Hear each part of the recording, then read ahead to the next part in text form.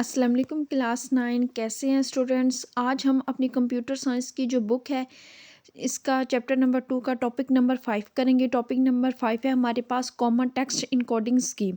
Text encoding scheme are essential for representing character from various language and symbol in a format that computer can understand and process. Here are some of the most common text encoding schemes used in computer. Text encoding scheme क्या है? Text encoding scheme एक ऐसा method है जो letters और samples को क्या करता है, नंबर्स में चेंज करता है। हमने स्टार्ट में ये चीज़ स्टडी की थी कि जो कंप्यूटर है वो सिर्फ ज़ीरो और वन को समझता है, यानी बाइनरी लैंग्वेज को समझता है।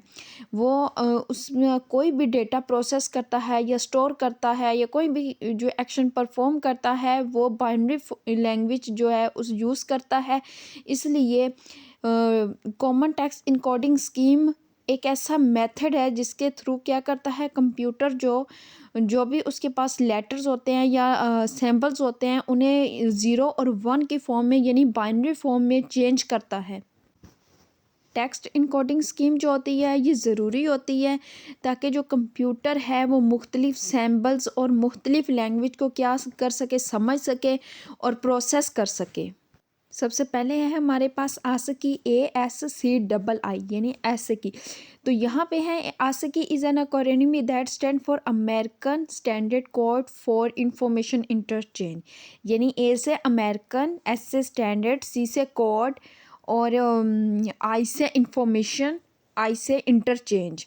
It is a character encoding standard adopted for representing text in devices such as a computer and similar system that use text. Each alphabet, numbers or symbol is given code number between 0 and 127 as shown in table 2.4.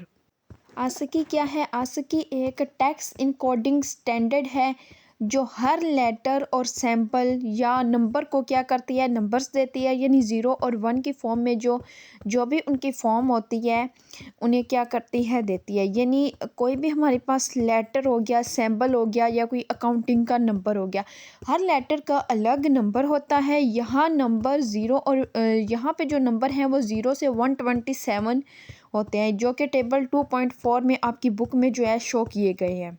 ASCII enables different computer and devices to exchange text information reliably. Let's encode the name of our country using ASCII. जब सब computer same ASCII use करते हैं तो क्या होता है, text जो है वो चेंज नहीं होता। जैसा कि यहाँ पे जो है हमारे कंट्री के जो है पाकिस्तान के दिए हुए हैं तमाम numbers. The ASCII code for upper case letter P is 80। P क्या रिप्रेजेंट कर रहा है, 80 को रिप्रेजेंट कर रहा है। ए किसको रिप्रेजेंट कर रहा है, 97 को। के किसको रिप्रेजेंट कर रहा है, 107 को।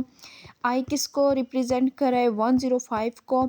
और इसके बाद एस किसको रिप्रेजेंट कर रहा है, 115 यानी 115 को रिप्रेजेंट कर रहा है। टी किसको कर रहा है, 116 को रिप्रेजेंट कर रहा है।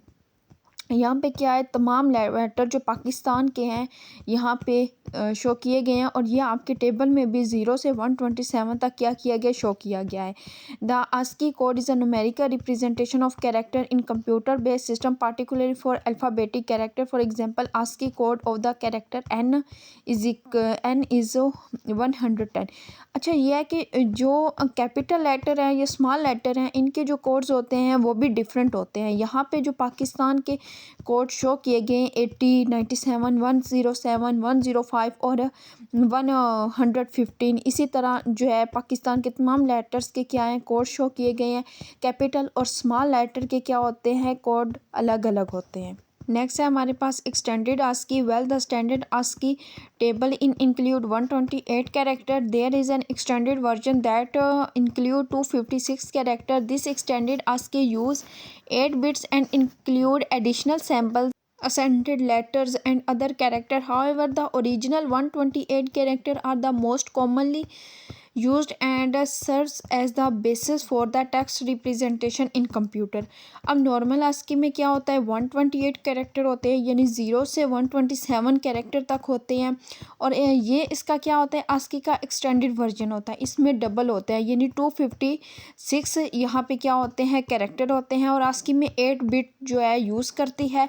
इसमें एक्स्ट्रा चीज़ें इंक्लूड होती हैं, जैसा कि स्पेशल लेटर्स इसमें इंक्लूड होते हैं, ग्राफिक कैरेक्टर इंक्लूड होते हैं। ज़्यादातर कंप्यूटर आज भी 128 कैरेक्टर ही यूज़ करते हैं। जैसा कि यहाँ पे the original 128 character are the most commonly used and serves as the basis for the text representation in computer.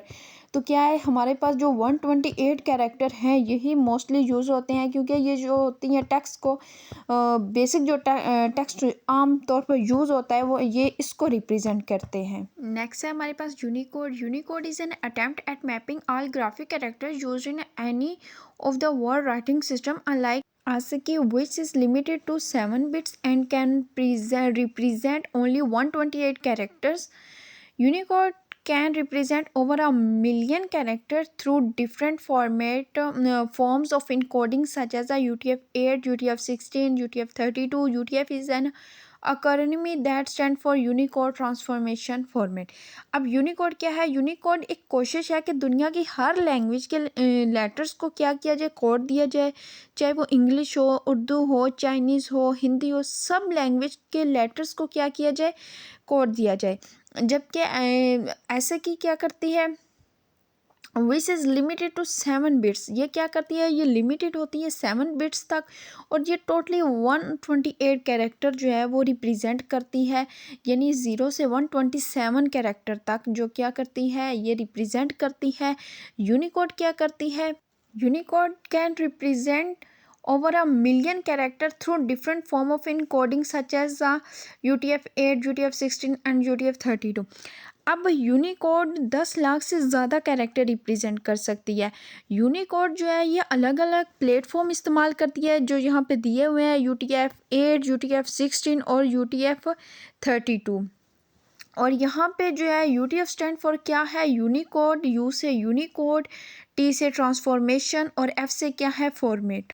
सबसे पहले UTF-8 को डिस्कस करते हैं। UTF-8 is a variable length encoding scheme, meaning it can use a different number of bytes from 1 to 4 to represent character। UTF-8 is a backward compatible with ASCII. It means it can understand and use the older ASCII encoding scheme without any problem.